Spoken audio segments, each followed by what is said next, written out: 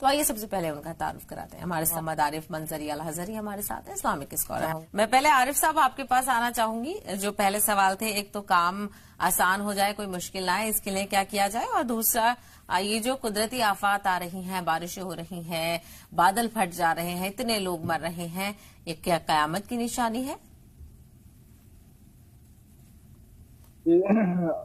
اللہ سے سب سے پہلے دعا ہے کہ اللہ تعالیٰ تمام زمینی اور آسمانی آفتوں اور بلاؤں سے ہم سب کی حفاظت فرمائے، اور بالکل ان تمام آفتوں بلاؤں سے ہمیں عافیت کی دعا مانگنی چاہیے. اللہ کی بارش جہاں اللہ کی رحمت ہے، وہیں پر اللہ کے عذاب کی نشانی بھی ہے. لہذا اگر وہ اس شکل اور صورت میں، بھیانک شکل اور صورت میں آ رہی ہے، تو اس کے لیے اس کو ہمیں اپنے لیے ایک عذاب کی ایک قسم ہی سمجھنا چاہیے، اور اپنے اعمال کا محاسبہ کرنا چاہیے، اور اللہ سے گڑ گڑا کر توبہ اور استغفار کرنا چاہیے. اور خاص طور سے جو ہے نا بے حیائیوں اور زناکاریوں سے جو ہے نا سماج اور معاشرے کو پاک کرنے کی مہم چلانی چاہیے اور توبہ کرنا چاہیے.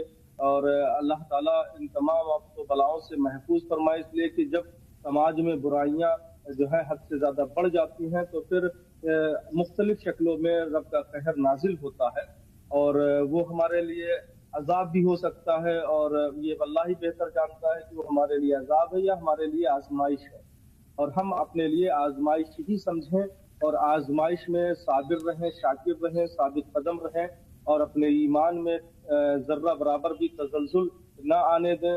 ہمیشہ اپنے رب سے جو ہے نا لو لگائیں، اور اچھی حالت ہو یا بری حالت ہو، ہر حال میں رب کا شکر ادا کرتے رہنا چاہیے، اس لیے کہ دونوں ہی حالتیں ہمارے لیے بہتر ہیں. جسے پاک میں اللہ کے رسول فرماتے ہیں فَإِنْ أَصَابَتْهُ سَرَّاءٌ فَشَكَرَ، اگر خوشحالی پہنچے تو بندہ شکر کرتا ہے، فَكَانَ خَيْرًا لَهُ، یہ اس کے لیے بہتر ہے. وَإِنْ أَصَابَتْهُ ضَرَّاءٌ، اگر پریشانی پہنچے تو صبر کرے، فَكَانَ خَيْرًا لَهُ، تو یہ اس کے لیے بہتر ہوگا. دونوں ہی صورتوں میں بہتر ہے. شکر اگر ہم بجا لاتے ہیں تو اللہ نعمتوں کا اضافہ فرماتا ہے، لَإِن شَكَرْتُمْ لَأَزِيدَنَّكُمْ، اور اگر صبر کرتے ہیں تو اللہ فرماتا ہے صابرین کو کسی کی ضرورت نہیں ہے. ان اللہ مع الصابرین، صابروں کے ساتھ تو میں خود ہی ہو جاتا ہوں. اور رب کی معیت کا احساس رکھیں، رب کی قدرت کا احساس رکھیں کہ رب آپ کے ساتھ میں ہے. انشاءاللہ تعالیٰ یہ آج دن ہے، ان مع العسر یسرا، ہر پریشانی کے بعد آسانی ہے، آسانیاں آئیں گی، پریشانیاں دور ہوں گی انشاءاللہ تعالیٰ. تو ہمیں ہر حال میں اپنے احوال پر نظر تو رکھنی ہی چاہیے. ہمیں مرنا ہے اور موت برحق ہے، کل نفس ذائقۃ الموت، موت کا مزہ ہر نفس کو چکھنا ہے. اور ہماری ایک بہن نے سوال کیا کہ ان کے بچے کہنا نہیں مانتے ہیں، تو بارہا اس پر بتایا جا چکا ہے. سب سے پہلے جو ہے ہم اپنے آپ کو سمجھائیں، اپنے آپ کی تربیت کریں. میاں بیوی کے درمیان ماحول اچھا ہو، گھر کے بڑوں کا ماحول اچھا ہو، اسی سے بچے سیکھتے ہیں.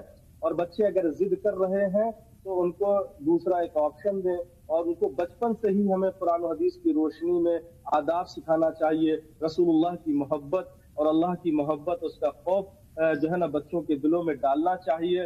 بڑوں کا ادب سکھانا چاہیے اور بتانا چاہیے کہ اللہ کے رسول نے فرمایا ہے من لم یکرم کبیرنا فلیس منا، سرکار نے فرمایا ہے جو اپنے بڑوں کا ادب نہیں کرتا اس سے میرا کوئی تعلق نہیں. اور چھوٹوں کے لیے اللہ کے رسول نے فرمایا ومن لم یرحم صغیرنا فلیس منا، جس نے چھوٹوں پر شفقت نہ کی، محبت سے پیش نہ آیا چھوٹوں سے، تو اس سے بھی میرا کوئی تعلق نہیں ہے. یہ تمام تعلیمات ہمیں اپنے بچوں کو دینی چاہیے، اور حلال و حرام کی تمیز رکھنی چاہیے.